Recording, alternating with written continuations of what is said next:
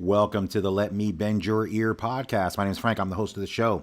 This is a movie podcast where I discuss and review movies new and old. You can get this podcast wherever you listen to your podcast, including Google Play, Apple Podcasts, Spotify, Stitcher, TuneIn, CastBox, Amazon Music, and iHeartRadio. You can also watch this podcast live or on demand on YouTube, Facebook, and Twitter. On Facebook and YouTube, just search for Let Me Bend Your Ear podcast. You can find it there. On Twitter, you go to my handle at Bend Your Ear Pod. Click on the lights column, and all the videos of this podcast are there. So whether you're watching live now or are going to listen later, welcome. Again, I review movies new and old. Tonight will be a review of a new movie, Prey. I'll get into that in a couple of minutes. So a couple things I would ask. If you are a regular listener to the podcast, thank you for listening. I really appreciate it. If you see my postings on social media, please share them, like them, retweet them. Just show them some love. I'd appreciate that. It's a good way to help grow the audience. The other thing I would ask, if you listen to this podcast on a podcasting app, specifically Apple Podcasts, but wherever you listen to it, if you can rate and review, hopefully you give it 5 stars. That's another way you can help an independent podcast like myself get more eyeballs and ears listening. So that'd be great. I want to grow the show. That's my ultimate goal. So we can have a big community that talks movies. If you want to email the show, the email is bendyourearpodcast@gmail.com. And I would encourage everybody to go to the website. The show's website is letmebendyyourear.com.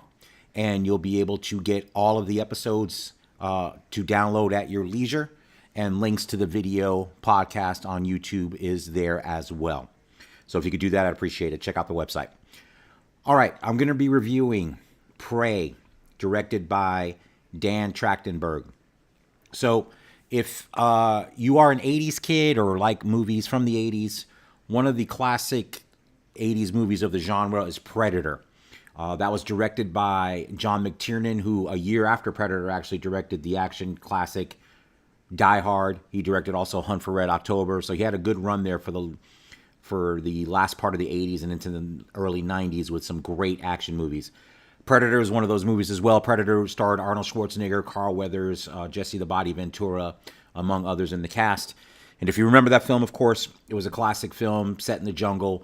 A military team was tasked with trying to stop and kill an alien. And the alien had the ability to cloak himself, become invisible. And his main means of tracking prey or victims in Predator was through infrared. So that was a cool effect that you would see in the original Predator movie, where it would be a point of view from the alien, and you would see basically kind of like an infrared. So anything with heat, they would that's how he would track and kill anything living. And if you've watched that movie, I mean, most people have. There's a lot of great action in it. Classic 80s movie, classic Schwarzenegger movie.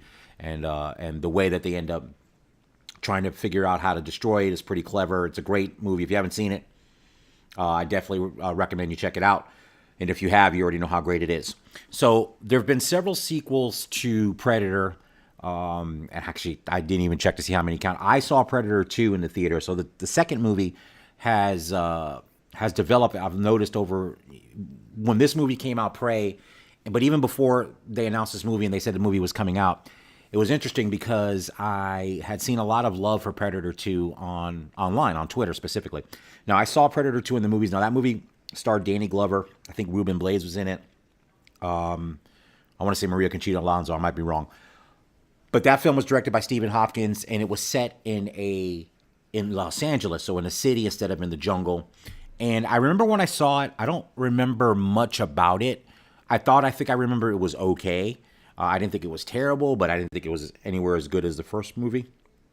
But there's been a lot of love for that movie. I think a lot of people loved it because they wanted to be different. It wasn't a rehash of the first movie in the sense as a second movie in the jungle, stuff like that. So there's been a lot of kind of recent love for that film from Predator 2. I may revisit it and maybe review it for the podcast. Actually, I've never reviewed Predator for the podcast either, so maybe I'll do a double feature on that. But there's been several sequels over the years. I think there's been 3 or 4 other Predator films. I've seen none of those. So when I do my review of Prey tonight, it's not going to be in the context of those other films. Like I said, the only ones I could compare it to would be the original Predator and Predator 2, which are the only ones I've seen. So let's go ahead and get into the review. So I had seen a couple of weeks ago that Prey was coming out on Hulu, and when I did my little bit of research, it looks like this was a movie that was kind of stuck in the Disney Fox merger. So I think this movie was intentionally going to be released as a theatrical film, but it ended up through whatever reason, I don't know if it was contractual or through agreement of the merger, that they were going to release the film directly to Hulu. So within the last couple of weeks, I had seen promos for the movie, advertisements for the movie, with a lot of positive buzz and press. And when I first saw the Prey promotion, it didn't really go into, and I don't know if it was intentional or not, they didn't really say, or at least I didn't notice, that it was a prequel to Predator. It wasn't until a couple of weeks after I started watching the promos that it leaned into the fact that it was a prequel to Predator. So I'm like, all right, that's cool, and I'll check it out. Like I said, I like Predator a lot. I'm an 80s kid. That's an 80s movie, so I'll check it out. So the plot for Prey is very interesting, and one of the great things I like about it. So they took an interesting angle. So it's a prequel, and what they did was they set it in the year 1719, so a couple of hundred years back,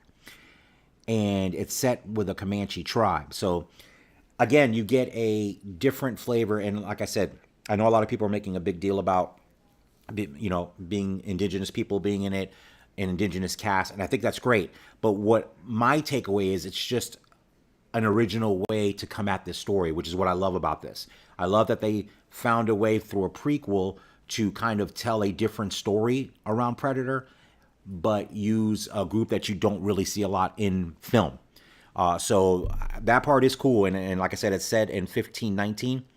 So it's definitely really cool. So the main character of the film is Naru, played by Amber Midthunder. So she is a Comanche Native American, and as the film opens, you kind of get the setup of her life. So she lives with her brother and her mother, and you kind of, as the film opens, so probably the first 30 minutes or so, you get set up. So you get the kind of their life. Obviously they live out on the prairie. Obviously they are, hunters, and the women cook, fish, meat, whatever. The men in the tribe do the hunting, the defending themselves, everything that you kind of know, and kind of how that social structure works. So the main character, Naru, in the movie, so of course she is very smart, very headstrong, and she wants to be a hunter.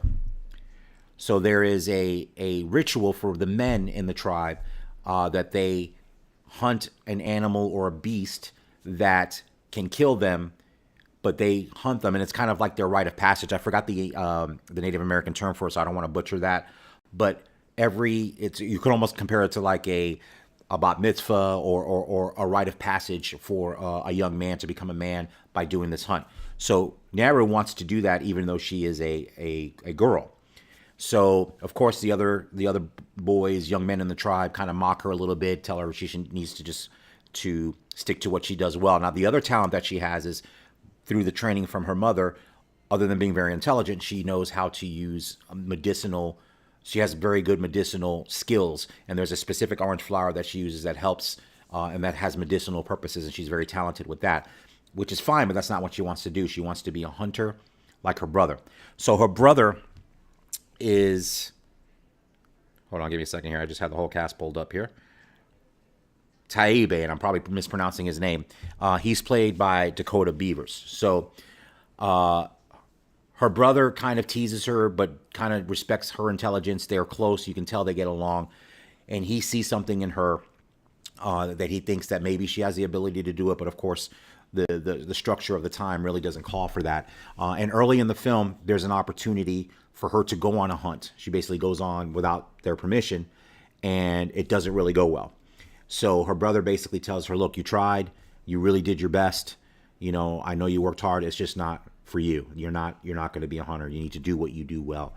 He acknowledges the fact that she's super intelligent. He knows that his sister is a very strong-willed, very talented person, very intelligent person, but you're not going to be a hunter. That's really the men's job. So that's kind of the setup of the movie. So as that's going on, you get to see the spaceship that holds the alien, and they drop him down, the one alien, the Predator, down onto Earth, onto to where they're at. Kind of the same setup as the first movie, as Predator, as the original film. So the movie progresses, the Predator is lurking around, and Naru is trying to become the hunter that she wants to be. Very simple story. What's great about Prey is, though, like you said, you kind of get into the it shows a culture, like I said, that you don't normally see, the Comanche Indians, and it's interesting, and the cast is terrific, and like I said, led by Amber Midthunder. She is, to me, a star. Actually, she is a star in the making, and Dakota Beavers, who plays her brother, I think is another star in the making. Both of them are fantastic. The entire cast is really good. The mother is good.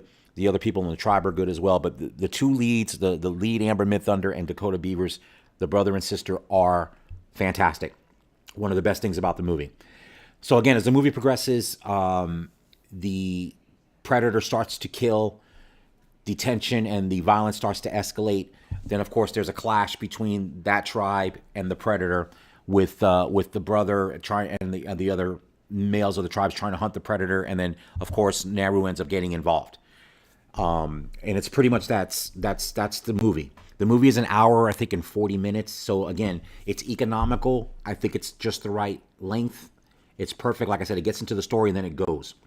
And another thing I loved about Prey is, if you are a fan, two things. One, you don't have to see Predator to watch this movie. And this movie is a prequel anyway, so even if you've never seen Predator, this would probably be a good place to start anyway. But if you've seen Predator, there's a lot of little things that you would love in Prey that you remember from Predator, specifically, the Predator itself, the way it looks, how it kills, the abilities that it has, and all of that are cool as a callback to the original Predator. And the other thing you get in this movie, and this may not be great for all people, but the first Predator of 1987, that movie is gory. Like, there's gory violence from the kills. That is preserved in this movie. So there are some very gory killings. So if you were a fan of those in the first Predator, they put them in here. And it's fantastic. The action is fantastic. The thing that makes this movie unique, and I think it's clever that they said it in this time period. So, of course, in the original Predator, obviously, again, an advanced alien. So what you had in that film is the soldiers. So they had weapons and whatever, skill they had as military people. So, of course, what made that movie really good is their weaponry, their smarts, through most of that movie, was doing nothing to stop the Predator. The Predator was just killing people at will, and these super macho, super military guys with all these great weapons could not stop the Predator. And in this film, it's even more menacing, because you have basically the only thing that these Native Americans have are literally bows and arrows, axes, just regular kind of weapons, almost that could be double as tools, but weapons, and their ingenuity to battle this futuristic alien. So that aspect of the film gives it a lot of the tension, because you're wondering, how are they going to stop this Predator that can't be stopped? And as the kills happen in the movie, you see that it looks like it's unstoppable. So that's the great part of this movie, and the tension that's built in this movie with that, obviously the primitive weapons that they have to battle this alien. And the other thing that's great about it too, as the movie progresses, then you start to see Naru's power as far as her intelligence, and that's what comes into play over brawn and what the men think she doesn't have, and that doesn't allow her to be a hunter. So that whole story arc is great. And like I said, she is phenomenal. Like I said, I think you're going to see her in all kinds of movies. She's, like I said, from the moment she came on the screen for me, she was magnetic. She was charismatic, and a great lead for this film. And like I said, Dakota Beavers playing her brother, fantastic as well. So big fan of it.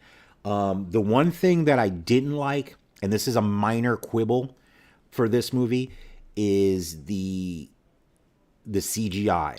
There was a little, I don't want to say too much, but some of the CGI I thought was effective, but some of it I thought didn't look realistic enough. Now, for what they were using it for, there's really no other way to do it. But even though that's the case, and I understand that, it still just marred it a little bit for me. Like I said, it's a quibble. But it was something that was noticeable to me as I was watching, and especially as the movie progressed and it was being used. I think maybe for me, if they would have used a little bit less, which would have meant cutting out some of the action, I would have probably liked it more. But it got to the point where it was a little, I won't say too distracting, but it was slightly distracting, and I noticed it. So the CGI you shouldn't really notice. It should be in the sense that the story should go, and it should be there and use it to tell the story. I just thought that there was a little too much of it. Again, I understand for what they were using it for. I don't think they had any other option. But again, it doesn't mean that I want to notice it either. So again, that's my minor quibble with Prey. So based on that, I'm going to give Prey 4 Van Goghs out of 5. So on that scale, I definitely recommend the movie. It's a movie I would see again. You can watch it. It's like I said, it's streaming now on Hulu, so you can watch it there. Again, this would have been a good theatrical release as well. It's a really good movie. It's really well done. The director, Dan Trachtenberg, I haven't heard of him before. I looked him up. I guess he directed 10 Cloverfield Lane, which I haven't seen. Actually, I don't think I've seen the original Cloverfield, actually. So I don't know his work. This is his first film of his that I've seen, but he did a really good job. Like I said, the action sequences, minus the CGI issue I had, were fantastic. The gore is there. If you're a fan of Predator and the gory kills, that's there as well. The acting is fantastic. Like I said, the cast is a cast of unknowns. All of them, I think, are Native Americans, so it's great. You have that cast. But like I said, that's just icing on the cake. It's just a good old-fashioned action movie, just, well done and really entertaining. So like I said, I highly recommend Prey. If you're a fan of Predator, definitely check this movie out. Again, I'm going to give Prey, directed by Dan Trachtenberg, I'm going to give it 4 Van Goghs out of 5. So again, you're listening or watching the Let Me Bend Your Ear podcast. My name is Frank. I'm the host of the show. Again, this is a podcast where I discuss and review movies, new and old. So again, if you want to watch the show live or later, you can watch it on YouTube and Facebook. Just look for Let Me Bend Your Ear podcast.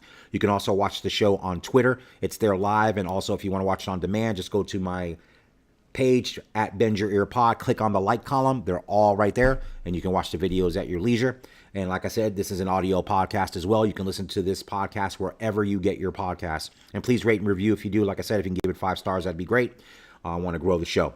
And again, if you want to email the show with suggestions, it's bendyourearpodcast@gmail.com. And I don't really ask. I'm going to start asking now. I want to get that interaction on social media. So if you've seen Prey, let me know what you think about it. If you see my post on this episode, just put it on there. Or if you're listening, just go on to Twitter and just hit me up at Bend Your Ear Pod. Tell me what you thought of Prey. Like I said, I thought it was entertaining. Again, I'm giving it 4 Van Goghs out of 5.